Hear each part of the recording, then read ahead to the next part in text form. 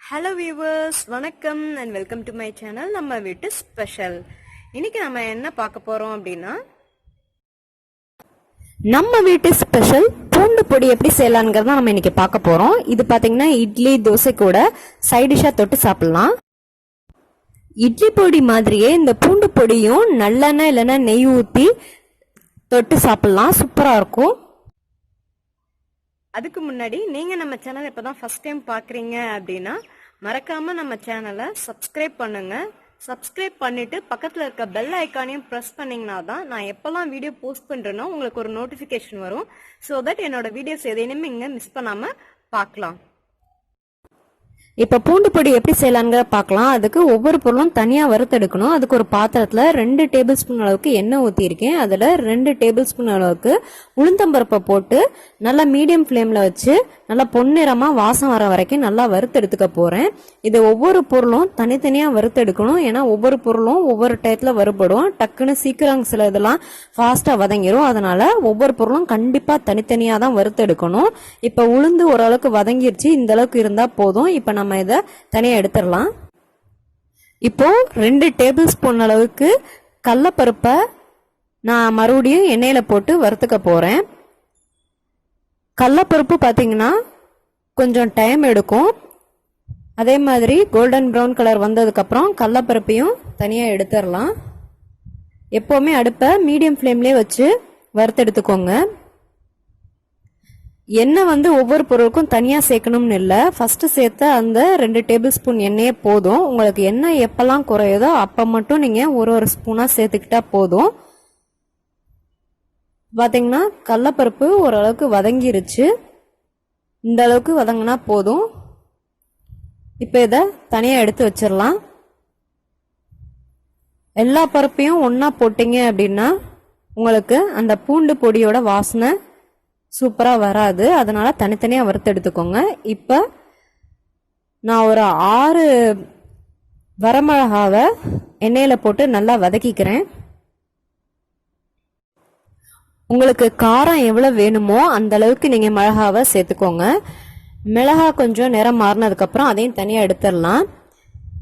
இப்போ ஒரு அரை டேபிள் ஸ்பூன் அளவுக்கு சீரகம், 2 கொத்து கருவேப்பிலைய எண்ணெயிலே நல்லா வதக்கிக்கோங்க. அது கூட கொஞ்சமா பெருங்காயத்தூள் இதெல்லாம் சேர்த்து லைட்டா வாசம் வர வரைக்கும் வறுத்தா போதும். கருவேப்பிலை எல்லாம் கலர் மாறணும்னு அவசியம் இல்லை. லைட்டா எண்ணெயில பொரிஞ்சா போதும். அதையும் தனியா எடுத்து வச்சிருங்க. இப்ப நான் ஆல்ரெடி ஊத்தின எண்ணெய் குறைஞ்சிருச்சு. அதனால புதுசா ஒரு 2 டேபிள் ஸ்பூன் அளவுக்கு எண்ணெய் ஊத்திருக்கேன். எண்ணெய் கொஞ்சம் சூடாகட்டும். எண்ணெய் சூடானதுக்கு அப்புறம் நம்ம பூண்டு பொடிக்கு தேவையான அளவுக்கு பூண்டு, நான் இன்னைக்கு ஒரு 20 பூண்டு தோல் உரிச்சு நல்லா கழுவி அதை ஈரம் இல்லாம நல்லா காய வச்சு அதுக்கப்புறமா நான் எண்ணெயில சேர்த்து நல்லா வறுக்கிறேன். இந்த பூண்டு வறுக்கும் போது அடுப்பை ஃபுல்லா லோ ஃப்ளேம்ல மாத்திருங்க.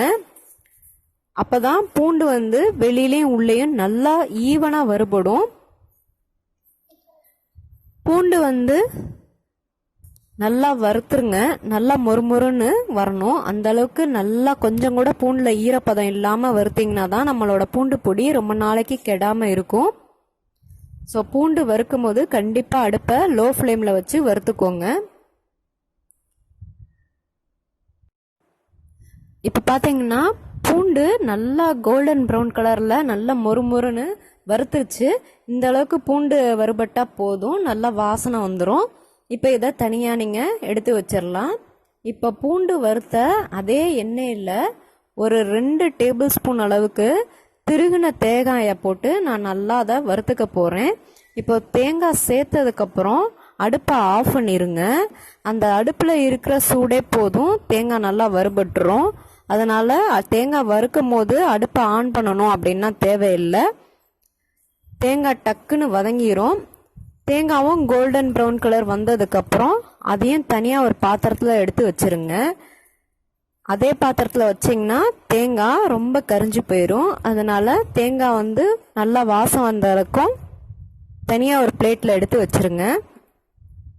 இந்த அளவுக்கு தேங்காய் வறுத்தா போதும்.